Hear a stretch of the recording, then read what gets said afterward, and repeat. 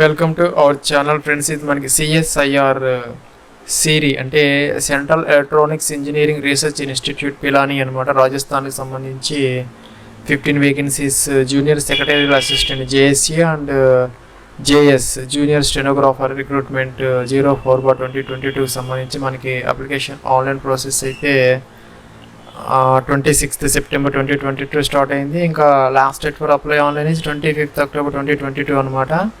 ఈ నెల 25th అయితే అయిపోతుంది. దీనికి సంబంధించినటువంటి డీటెయిల్స్ అయితే ఇక్కడ ఇలా ఉన్నాయి. JSC అంటే జూనియర్ సెక్రటేరియట్ అసిస్టెంట్ అనమాట. ఇంకా జనరల్ 7 ఉన్నాయి. ఇంకా కూడా ఫైనాన్స్ అండ్ అకౌంట్స్ 2 ఉన్నాయి. ఇంకా JSA స్టోర్స్ అండ్ పర్చేజ్ 3 ఉన్నాయి.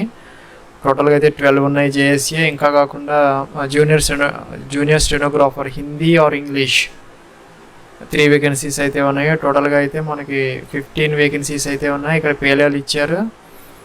పే లెవెల్ 2 అయితే అప్లికబుల్ అవుతుంది. JSA పోస్ట్కి 19,900 రూపీస్ బేసిక్స్తో 63,000 రూపీస్ అయితే పే మ్యాట్రిక్స్ అప్లికబుల్ అవుతుంది. దీనికైతే స్టెనోగ్రాఫర్కి 25,500 రూపీస్ బేసిక్తో 81,000 రూపీస్ అయితే ఇచ్చారు. దాదాపుగా 40,000 ప్లస్ అయితే ఈ శాలరీ వచ్చే అవకాశం అయితే ఉంది పర్ మంత్. ఇవైతే మనకి రెగ్యులర్ అండ్ పర్మనెంట్ వేకెన్సీస్.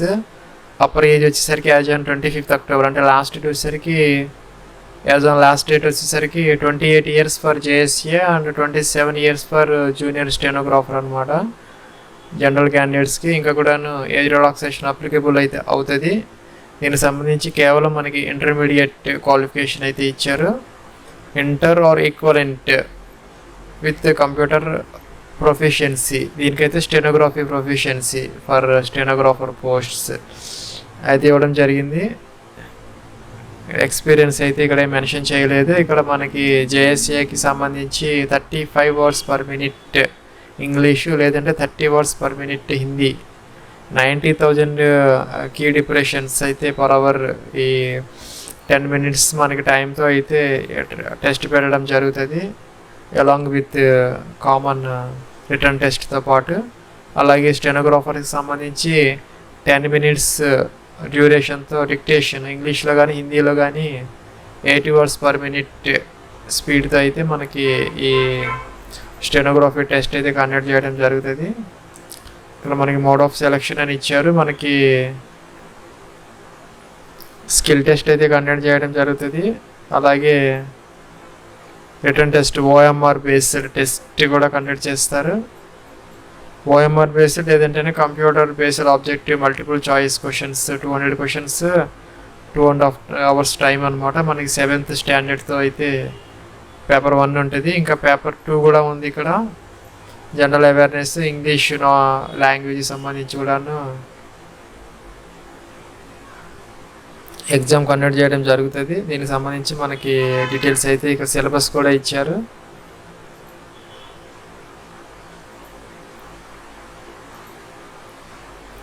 ఇంకా మనకి ఫీజు విషయానికి వచ్చేసరికి SC ST PWD ESM ఎవరైతే ఉన్నారో వాళ్ళకైతే ఫీజు లేదు. No fees for SC ST PWD ESM candidates. UR OBC EWSకి అయితే 100 రూపీస్ ఆన్లైన్లో అయితే మనం పే చేయాలి.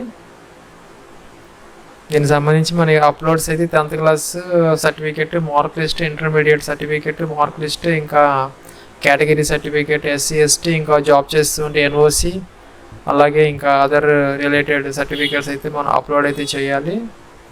ఇదైతే మనకి అప్లికేషన్ లింక్ అనమాట అప్లై చేసుకునే దానికి.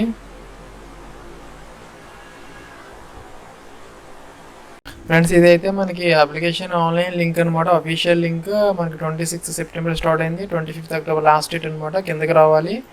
మనం ఫోటో సిగ్నేచర్ సర్టిఫికేట్స్ అయితే JPGలో అయితే అప్లోడ్ చేయాలని చెప్తున్నారు ఇక్కడ.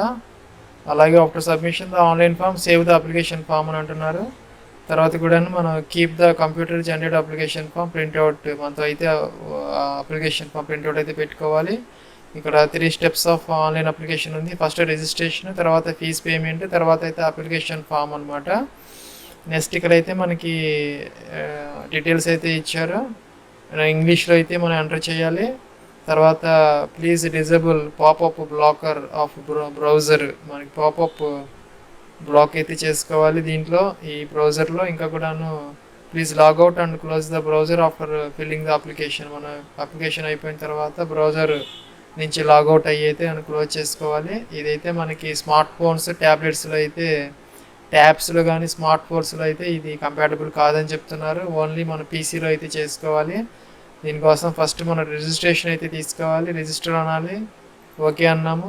ఇలాగైతే వచ్చింది మనకి. ఇక్కడ జూనియర్ సెక్రటరీ అసిస్టెంట్, జనరల్, అలాగే finance and accounts, stores and purchase, ఇంకా కూడా స్టెనోగ్రాఫర్. మనం ఏ వేకెన్సీకి అప్లై చేస్తున్నామో దాని ఎదురు మన రిజిస్ట్రేషన్ అయితే ఉన్నది. దీని మీద అయితే క్లిక్ చేసి రిజిస్టర్ అనాలి. రిజిస్టర్ అంటే ఇలాగైతే ఫామ్ వచ్చింది. ఇక్కడైతే పోస్ట్ కోడ్ JSA G అని వచ్చింది, జూనియర్ సెక్రటరీ అసిస్టెంట్ జనరల్. ఇక్కడ టైటిల్ శాలిటేషన్ సెలెక్ట్ చేసుకోవాలి, మిస్టరా మిస్సెస్ అది.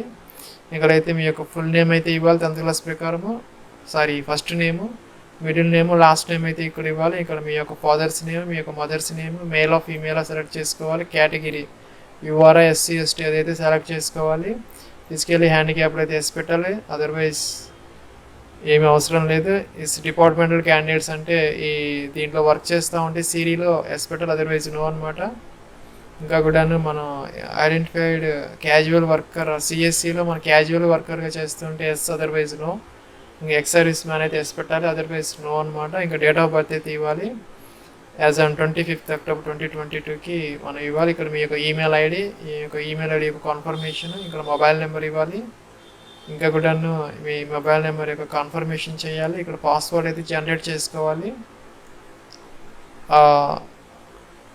నెక్స్ట్ అయితే ఇక్కడ క్యాప్చా ఇచ్చేసి మనం సబ్మిట్ అయితే అనాలి.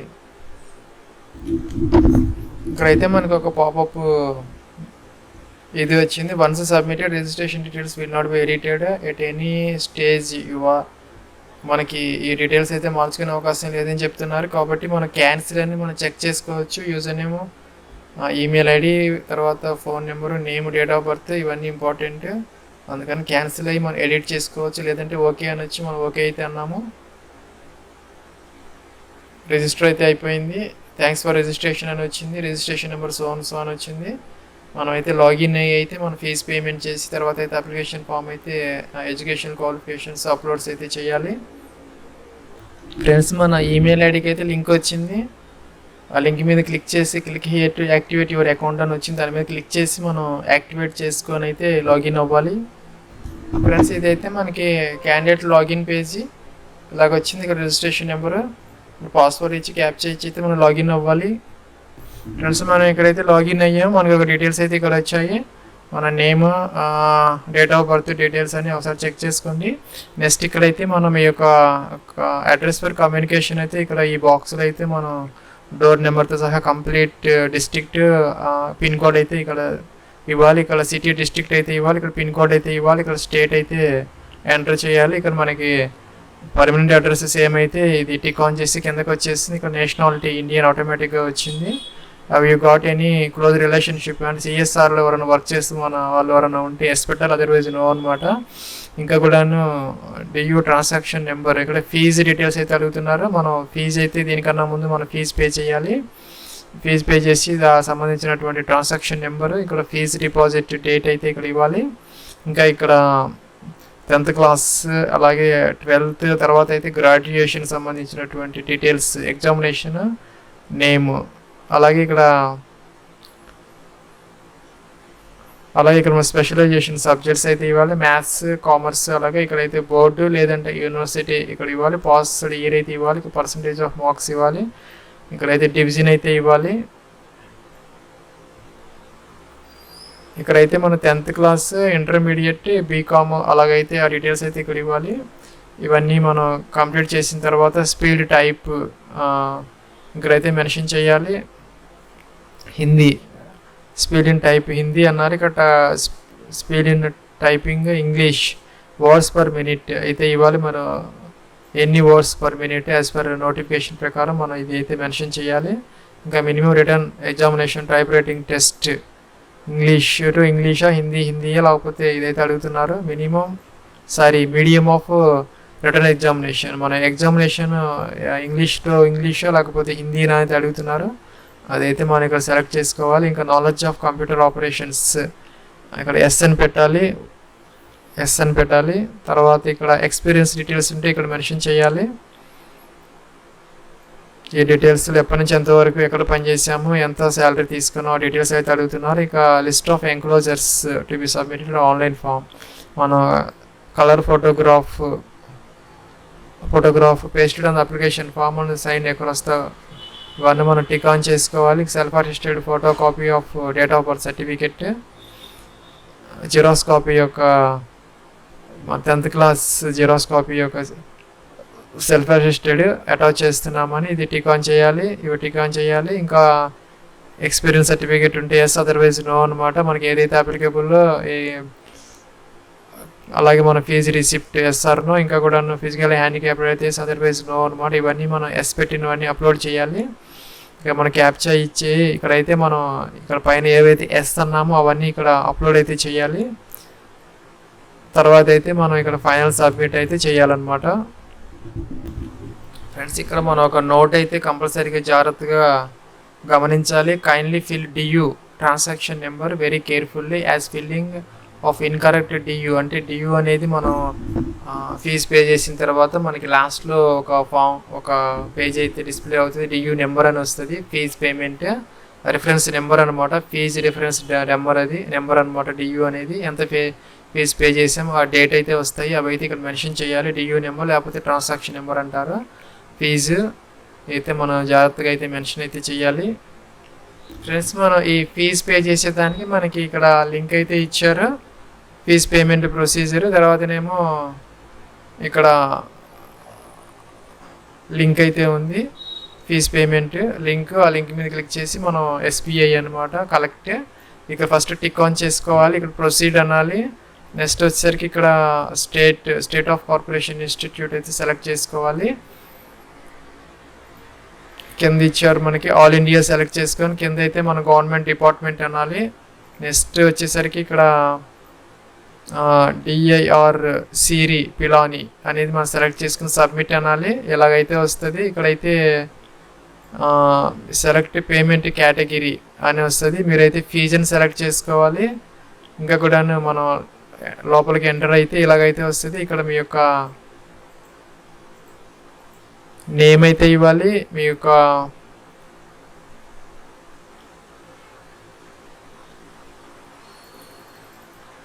ఇక్కడైతే మనకి పేమెంట్ కేటగిరీ అయితే అడుగుతున్నది ఫీజు అనమాట. ఇంకా మనకి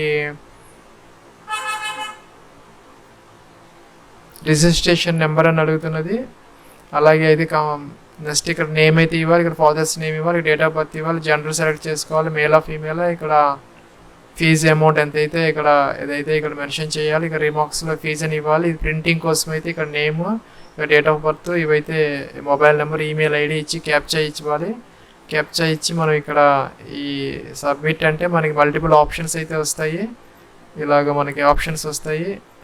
దాని నుంచి అయితే మనం ఇలాగ ఆప్షన్స్ వస్తాయి. ఇక్కడ నుంచి మనం డెబిట్ కార్డ్, క్రెడిట్ కార్డ్ అయితే మనం సెలెక్ట్ చేసుకొని మనం ఫీజు అయితే పే చేయాలి. ఫ్రెండ్స్ ఇక్కడైతే మన డియూ నెంబర్ ఎట్లాగైతే వస్తుంది. SP collector reference number Diu సోన్సో fee అని వస్తుంది. ఇంకా రిజిస్ట్రేషన్ నెంబర్ మనకి మొబైల్లో వచ్చింది ఫస్ట్లో. ఆ నెంబర్ అయితే మనం ఎంటర్ చేయాలి పైన. అది ఇక్కడ ప్రింటింగ్లో వస్తుంది. డియూ నెంబర్ అనేది ఇది ఇంపార్టెంట్. Date important. మనం ఫీజు పే చేసిన డేట్ ఇక్కడ వస్తుంది. ఆ డేట్, ఆ డియూ నెంబరు ఇవైతే మనం ప్రాపర్గా అయితే అక్కడ అప్లికేషన్ ఫామ్లో అయితే మనం ఎంటర్ చేయాలి. అదర్వైజ్ మన అప్లికేషన్ అయితే రిజెక్ట్ అవుతుంది. ఇది ఫ్రెండ్స్ దీనికి సంబంధించినటువంటి application online process. Thanks for watching.